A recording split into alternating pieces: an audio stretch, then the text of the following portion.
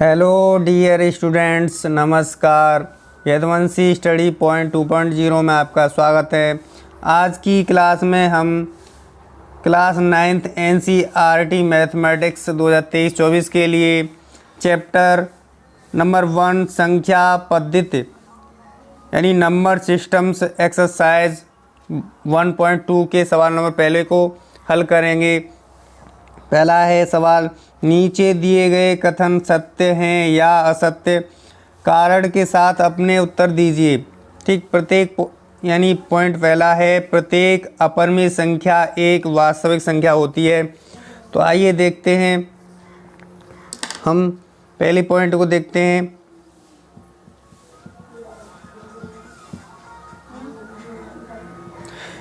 प्रत्येक अपरिमेय संख्या एक वास्तविक संख्या होती है।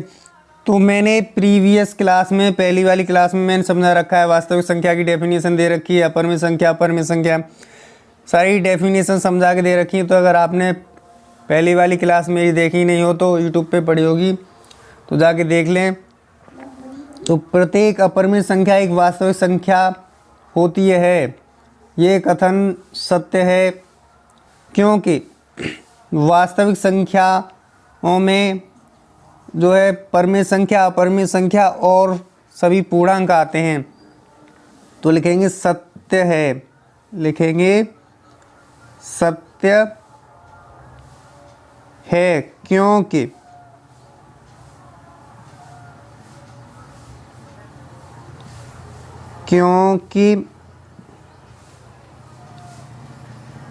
वास्तविक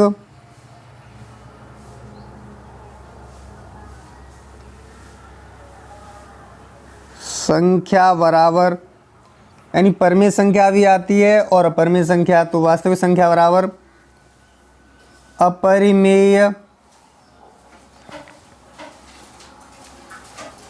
संख्या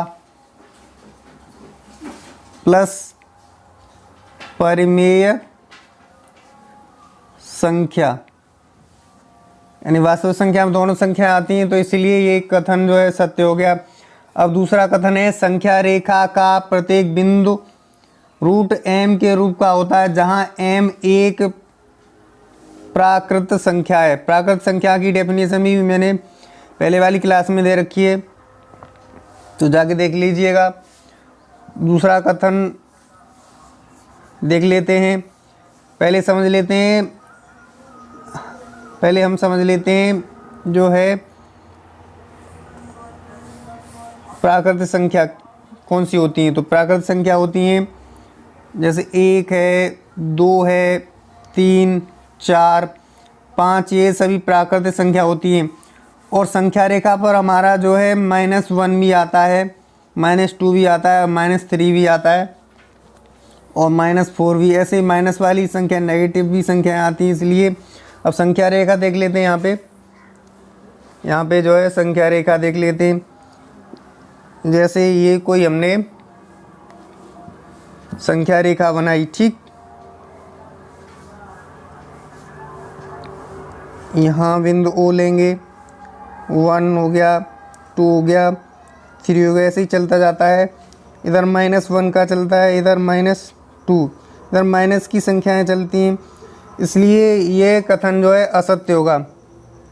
दूसरा कथन क्या होगा? असत्य होगा। क्या लिखेंगे? असत्य है। असत्य है क्योंकि किसी भी प्राकृतिक संख्या का वर्गमूल ऋणात्मक नहीं हो सकता, क्योंकि किसी भी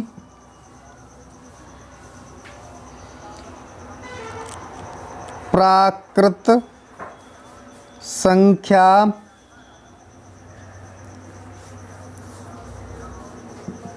का वर्गमूल ऋणात्मक नहीं हो सकता है। इसलिए ये कथन जो है असत्य है। ठीक है, अब तीसरा कथन दे रखा है, प्रत्येक वास्तविक संख्या एक अपरिमेय संख्या होती है। ये कह रहा है कि प्रत्येक वास्तविक संख्या एक अपरिमेय संख्या होती है, तो यह कथन भी असत्य होगा, क्योंकि वास्तविक संख्या में अपरिमेय संख्या और परिमेय संख्या दोनों आती हैं। तो लिखेंगे तीसरा वाला पॉइंट लिखेंगे यहाँ पे,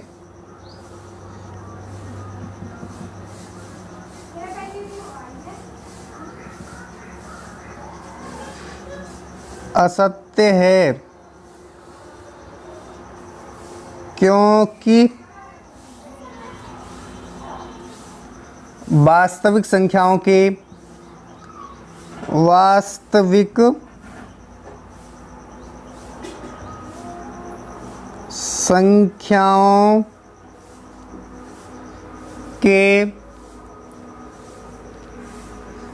समुच्चय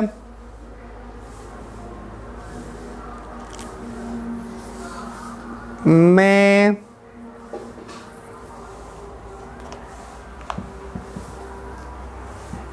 परिमेय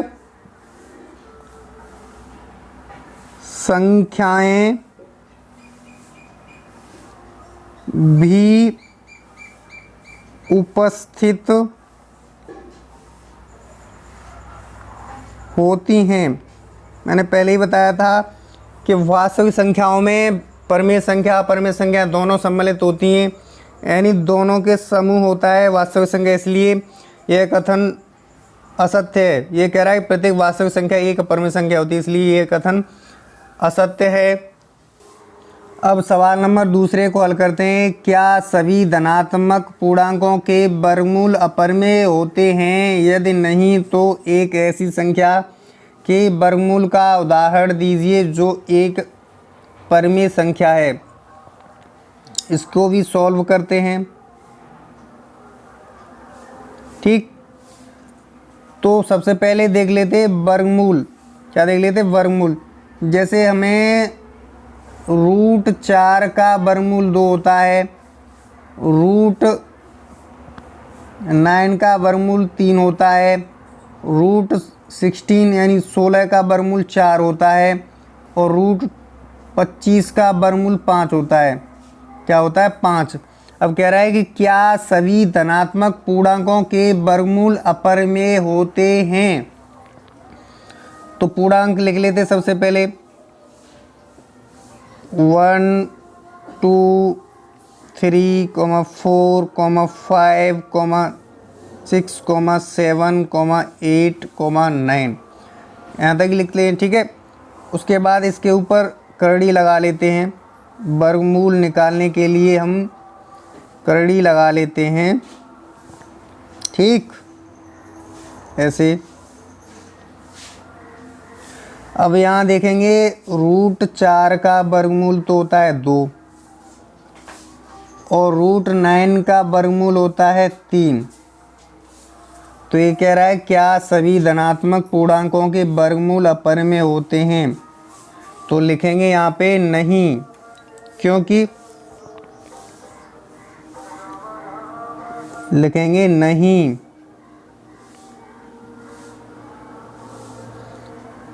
नहीं सभी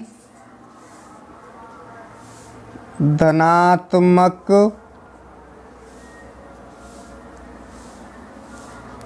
संख्याओं का वर्गमूल